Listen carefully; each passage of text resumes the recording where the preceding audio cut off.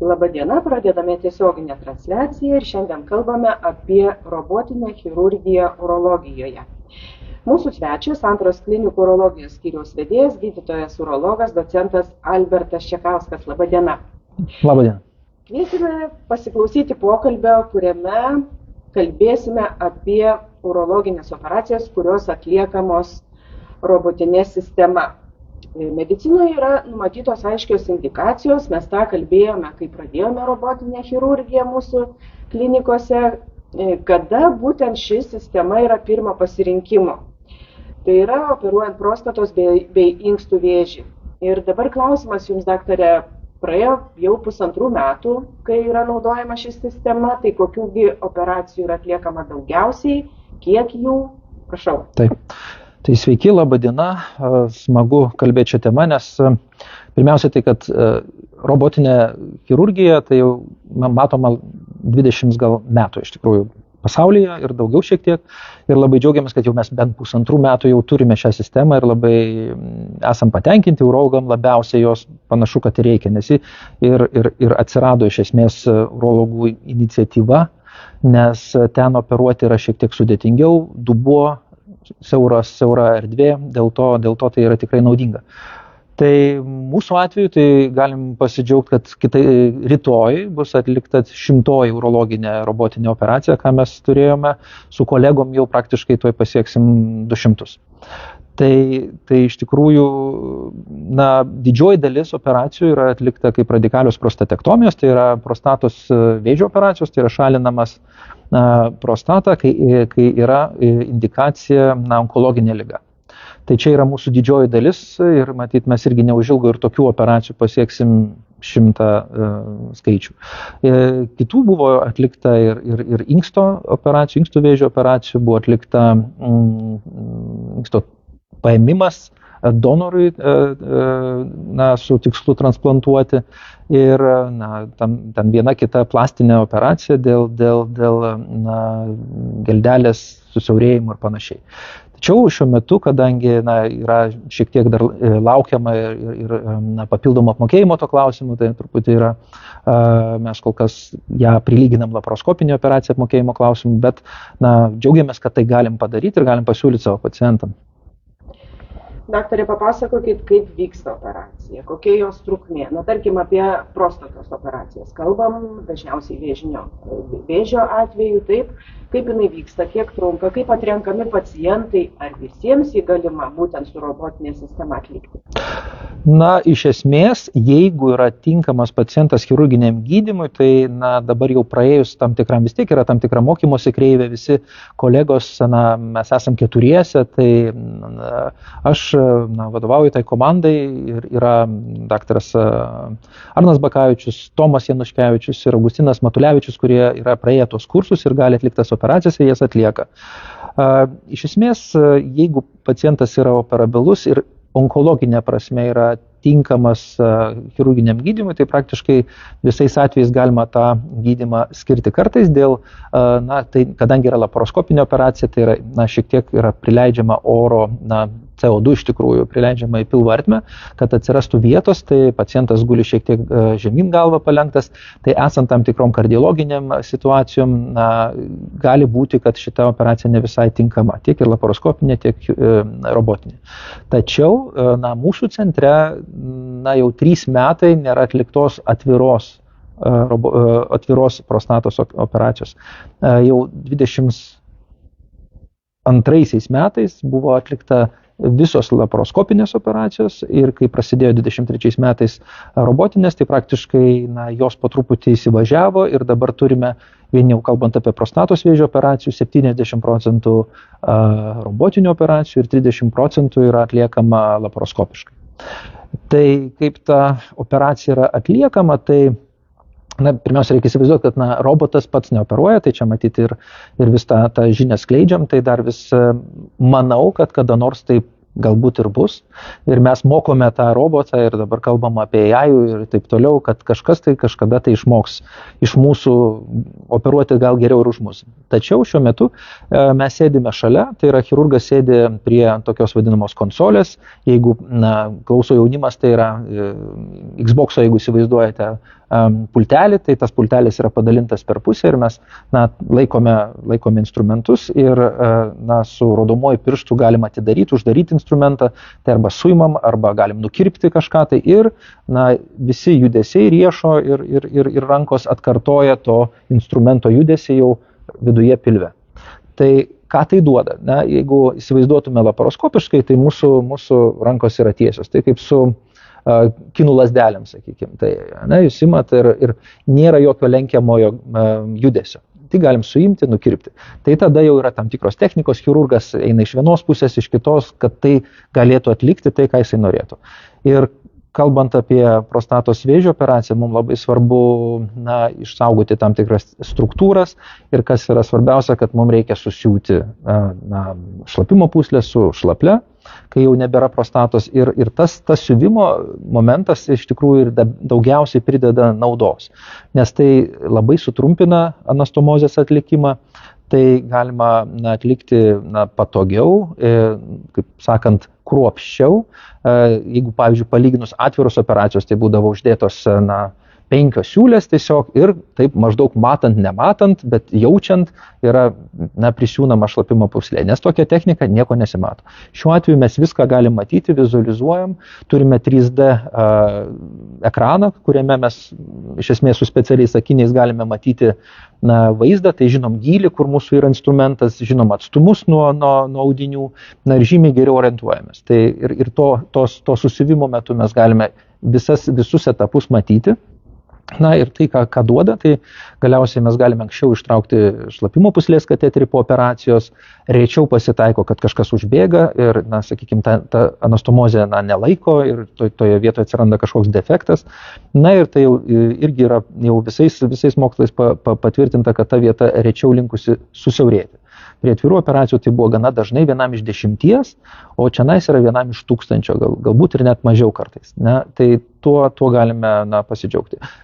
Mes operuojame visada dviese, tai tos komandos nariai, tai chirurgas sėdi prie konsolės, o prie jau paciento, kur yra robotinės rankos, padeda asistuojantis chirurgas, kuris irgi atlieka labai nemažą dalį pagalbos, kuris reikia kartais ir pasiurbti, patraukti kažką, tai tvarkyti tuos instrumentus, tai jis yra atsakingas, kad viskas gerai vyktų prie paciento. Prostatos vėžys gydomas pašalinant prostatą, taip? Žiūrint, kokios yra jisai, kokio dydžio, kurioje vietoje, bet taip imam, kaip jūs sakote, radikaliai yra pašalinamas. Tai kuo čia robotinė sistema yra pranašumas prieš tą atvirą operaciją, arba galbūt ir prieš laparoskopinę?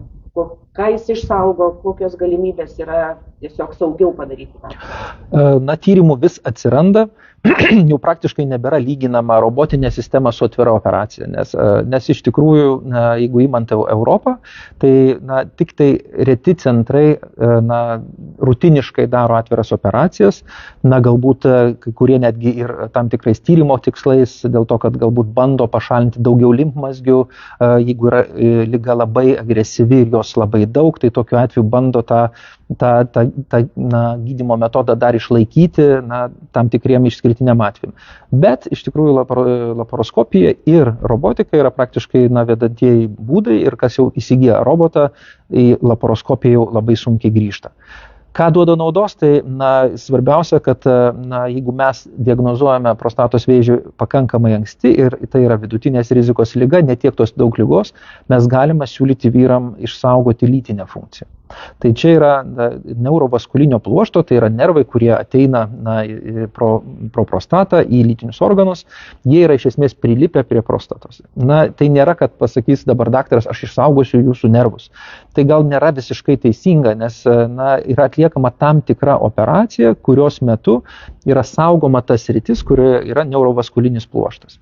Ir turint robotinę sistemą mes galime subtiliau prieiti, pamatyti, identifikuoti tuos sluoksnius ir juos, yra nemažai tyrimų padaryta, kad atliekant net lyginant su laparoskopija, tai pavyksta geriau. Tačiau tai nereiktų suprasti, kad tai yra 100% dalykas ir visam pasaulyje taip yra. Jeigu, pavyzdžiui, kaip atrinkti tuos pacientus, jeigu dėl lytinės funkcijos kalbant, tai aš visada sakau, jeigu ateina pacientas, tai yra, jeigu mes galime saugoti nervus ir tokią operaciją siūlome, Tai yra 50 ir 50, įsivaizduokite, ir tada yra tam tikri rizikos veiksniai. Jeigu pacientas yra turintis antsvorį, jeigu jisai turintis cukrinį diabetą, jeigu turintis šiuo metu jau tam tikrą lytinės funkcijos sutrikimą, sakykime, erekcija yra prastesnė, jeigu jisai yra vyresnio amžiaus, ten 70 ir daugiau, jeigu turi aterosklerozę ir tam tikrų kardiovaskulinių problemų, visi šitie dalykai mūsų procentus šiek tiek leidžia žemyn. Jeigu jis yra jaunas, jeigu jis yra 50 metų amžiaus, ar dar net jaunesnis, jeigu nedaug dėtai anksti nutinka, neturi visų minėtų faktorių, tai mes galime lipti ir į 80% ir gal net daugiau.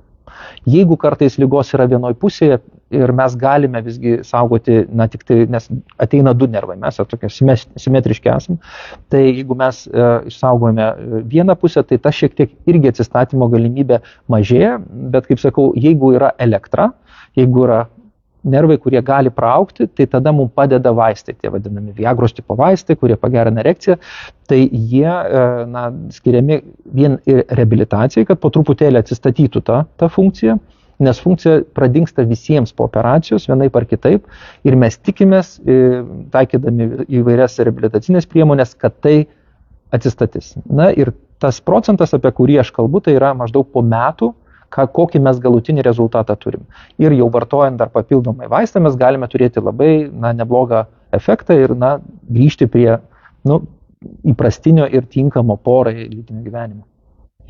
Dabar apie kitas naudas ir gėrį tos operacijos pacientui. Tai aptinka tikriausiai tos minimalios invazinės operacijos visi tie gerieji dalykai, kad greičiau sveiksta, kad greičiau išeina iš ligoninės.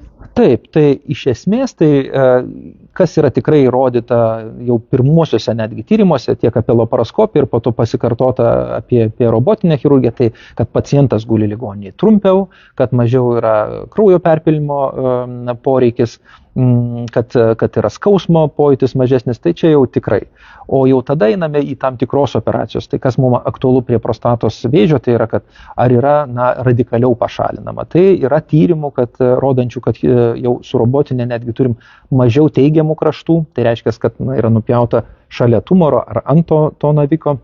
Tai vienas dalykas, greičiau atsistato šlapimo sulaikymas, nes, kai operuojame šlapimo takai, tai būna visokių nesklandumų, šiek tiek tenais galbūt pakosijus, pačiaudijus, kažkokie atsiranda diskomfortai, galbūt pratekėjimai, bet tas susitvarko daug greičiau negu po atvirų operacijų ir yra mažesnė dalis, kuriems lieka rimtesni pokyčiai. Tai reiškia, mes neišvengiame. Yra tyrimų ir mūsų panašus rezultatai, kad apie 5% pacientų turi tokio ryškesnio šlapimo nelaikymo po operacijų. Ir tai visi susidūrė su ta liga. Pirmas žodis, ką perskaitys, kad tokia yra situacija, kuri gali nutikti. Tai 5% tai nėra daug, ir kas yra svarbiausia, kad tai galima galiausiai vėl išspręsti. Tai po 2 metų galima jau pradėti, yra įsijungę kompensacijos mechanizmai ir galima siūlyti sfinkterio implantaciją ir tam tikrų raiščių implantaciją, kad tą problemą išspręsti. Tik reikia sulaukti 2 metų, kad liga neatsinaujintų, kad išspręsti visi, išnaudotos visos galimybės reabilitacijos ir tada jau mes galim pasiūlyti ir tokį metodą. Tai čia yra dar vienas privalumas. Taip pat lytinė funkcija. Tai lytinės funkcijos atsistatymas manoma, kad po robotinių šiek tiek greičiau atsistato ir didesniai daliai pacientų. Tai tuos pagrindinius dalykus turime ir prarandam, aišku, mažiau kraujo, išsirašome namo pacientai greičiau. Tai jeigu mūsų centre dažniausiai tos operacijos atliekamos ketvirtadienį, tai pacientas atvyksta trečiadienį, ketvirtadienį vyksta operacija, tada penktadienį ten pradedami reabilitaciniai visokie procesai ir pirmadienį išrašomas į namus. Tai kol kas mes turime tokį tiesiog galbūt šiek tiek susiję net ir su mūsų operacijos datomis, nes sekmadienį, bet kartais pacientus galime išleisti šeštadienį ir sekmadienį, jeigu nereikia tam tikrų juridinių dalykų tvarkyti. Taip, ar pacientas gali gyventi be prostatos? Jūs čia kalbėjote, kad vieną pusę pašalina, kur yra auglys, tarkim, ar čia tiesiog toks klausimas, kur, gal kažkas nežino. Taip. Tai profesorius Dainys, mano kaip ir pirmasis profesorius, kuris sutiko, kai aš atėjau į rezidentūrą, tai tai sakydavo, kad tai yra antra širdis, tai be abejo, tai tik tai yra kam svarbu. Tai yra svarbu tam, kad pačiai vaisingumo procesui, tai reiškia, kad po tos operacijos pacientas įprastiniu būdu negali turėti vaikų, nes ekuliacija pradingsta, tačiau jisai vis tiek gali būti vaisingas pagalbinio apvaisinimo būdu. Toliau, aišku, jie šalinant, kaip yra, kadangi nervai eina šalia, tai aš sakau, panašiai kaip įsivaizduokim obuolį. Ir mes turime tokią prisirpusią obuolį, kur galima galbūt žievelę tą nulupti. Tai prostatos kapsulė yra panašiai. Tai chirurgo tikslas, kad labai tiksliai tą tokią lobelę nuimti, išsaugoti aplinkinius tokį futliarą, vadinkim, ir pašalinti prostatą. Ir neįlysti giliau į tą obuolį, į tą prostatą, kad nepaliesti to naviko, kuris dažniausiai būna periferijų, paviršiuje, vadinkim. Ir tada labai mums tas padeda turėti magnetinį rezonansą. Jau matyt, nei vienas pacientas neateina į operacinę neturėdamas magnetinio rezonanso, tai jau tai būna atliekama net ir prieš atliekant biopsiją. Tai žodžiu, pacientas būna pilnai paruoštas. Mes turim visą informaciją, maksimaliai kiek šiuo metu galim turėti. Ir su ta informacija jau einame į operacinę. Ir be prostatos, žinau, ne vieną vyrą puikiai gyvenantį.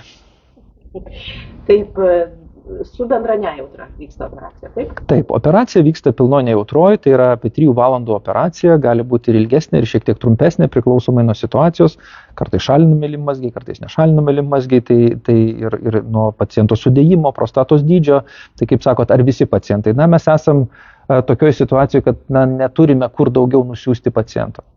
Mes, jeigu yra galimybė, su pagalba kardiologų, su pagalba anesteziologų, su visos komandos indėliu mes galime iš tikrųjų operuoti ir sudėtingesnius pacientus. Tai iš tikrųjų tai nėra nebūtinai lengva chirurgui, bet gali šiek tiek daugiau užtrukti, bet jeigu tai yra techniškai įmanoma, stengiamės tą realizuoti. Pokalbio pradžioje minėjote, kad chirurginė operacija su robotinė sistema buvo panaudota ir paimant gyvo donoro inkstą, skirtą transplantuoti giminaičiai. Tai o kaip tos operacijos atliekamos? Iš kur, kaip tas inkstas išimamas? Taip, tai džiaugiamės, kad jau gal nuo 17 metų atliekame tik laparoskopinės šitas operacijas ir tai atsiradus robotui atlikome ir pirmieji šiaip regione laparoskopinį paėmimą robotinė sistema. Tai pirmiausia, tai robotinės naudojamas 3 arba 4 rankos robotinės, tai jos padeda patraukti inkstą, išdalinti, nes kuo skiriasi prie onkologijos pašalinti inkstą ir paimti inkstą, kai dovanojamas inkstas kitam, tai kad mums reikia, kad mes nieko negalime padaryti, išjungti inksto negalime iki tol, kol jisai visiškai neparuoštas. Tai reiškia, jisai yra visas išdalinamas gražiai, yra visos kraujagyslės iki pat aortos šiuo atveju, mes turim visą inksto kraujagyslę, visą veną ir arteriją, turim šlapimtakį ir jau kai viskas yra paruošta, yra spaudžiamos kraujagyslės ir tas inkstas pageidautina per 2 minutės turėtų atsirasti ant stalo. Kaip gaila, kad kaip čia nėra užtrauktuko pas žmogų, tai yra atliekamas nedidelis pjūvis pilvo pačioje. Tai šiuo atveju galim daryti jį tokį estetinį, tai reiškia bikini linijoje, tai net ir nežinosite, kad tas žmogus dovanojo inkstą, nes tas pjūvis bus visiškai neprimins tos lokalizacijos. Tai dažniausiai tas inkstas yra išimamas apačioje, greitai atliekamas pjūvis, jau būna pasiruošiama, jisai išimamas ir jau kita komanda iš kitos operacinės atėję jį praplauna. Tai robotas duoda šiek tiek greitumo, šiek tiek tokios saugumo pačiam daktarui ir kaip ir manau, kad donoras, kuris yra sveikas žmogus, kuris dovanoja, iš esmės jisai čia yra centrinis žmogus, tai jam pačias geriausias sąlygas norime suteikti. Tačiau laparoskopija ir robotika iš tikrųjų šiuo atveju yra tikrai jos palygintinos ir turi tuos pačius rezultatus. Tai džiaugiamės, kad turim robotą ir tuo irgi galima atlikti. Kitas dalykas, mes dar lauktume, galima ir transplantuoti inkstą su robotu. Va čia tai yra jau aukštasis pilotažas iš tikrųjų, kas yra pradėta galbūt ne taip labai senai. Teko būti ir Ispanijoje pas tokį Alberto Breda, kuris yra vienas iš pradininkų irgi Europoje. tai jisai, tai pradėjo, atrodė, kad viskas taip yra labai jau sudėtinga, bet jau pastaruoju metu, tai yra ir Amerikos centruose yra atliekama transplantacija, ypatingai nuo to laimi apkūnų žmonės, kad nėra daromas didelis pjūvis, yra tik tai įdedamas inkstas ir vidus susiūnama.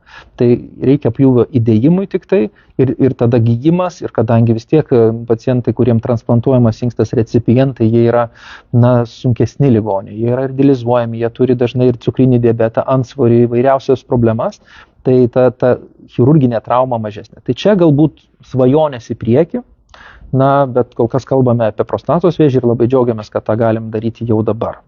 Taip, prostatos vėžių sergantys pacientai, kuriems nustatyta ši diagnozė ką tik šviežiai, taip sakant, gali jie naudotis žaliojo koridorio privalumais. Taip. Kaip turėtų kalbėti pacientas registruodamasis konsultacijai su skambučių centro registratorėmis, kad vis tik tai patektų į tą žaliąjį koridorių ir būtų galimybė greitai gauti paslaugą. Tai čia ne tik apie prostatos vėžį, jeigu taip trumpai apie prostatos vėžio pacientus, tai pirmiausia, jeigu yra vienas etapas, jeigu pacientui yra įtariamas prostatos vėžys, reikšmingas navikas, jam atlikta magnetinio rezonanso tomografija yra siunčiamas pritaikomajai biopsijai su magnetinio rezonanso vaizdu, kur jau nori, kad mes atliktume tikslesnį, tai tą pacientas ir turi paminėti, kad jau įtariamas navikas, atlikti magnetinio rezonanso tyrimai ir kad jam reikalinga patvirtinti diagnozę. Kitas variantas, jeigu jau pacientas turi biopsiją, turi nustatytą vėžinę diagnozę, turi atliktus tyrimus, kompiuterinę tomografiją, jeigu jos reikia, magnetinį rezonansą, tai tą turi paminėti, kad man yra pirmą kartą nustatytas prostatos vėžys, aš turiu tam tikrus atliktus jau radiologinius tyrimus, juos būtinai pasimti ir su ta žinia jis turėtų patekti per porą savaičių pas mus į konsultaciją. Jeigu yra, sakykime, inksto navikai, kiti dalykai, tai irgi, jeigu inksto vėžio atveju nedaromas dažnai biopsijos, bet jeigu yra kompiuteryje, yra įtariamas inksto vėžys, inksto piktybinis navikas, tai tą turi pasakyti pacientas, kad turiu kompiuterinę tomografiją, man įtariamas inksto navikas, aš norėčiau pas jūs atvykti. Ir tada jūs pateksite per žalią koridorių žymiai greičiau. Taip, ačiū Jums, daktarė, už išsamius paaiškinimus ir tikiuosi naudinga buvo informacija ši pacientams. Priminsiu, jog mūsų pokalbėje dalyvavo Santaros klinikų urologijos skyriaus vedėjas gydytojas urologas docentas Albertas Čekauskas. O pokalbio įrašą galėsite rasti Santaros klinikų YouTube paskyroje. Dėkui Jums, daktarė. Ačiū labai. Viso.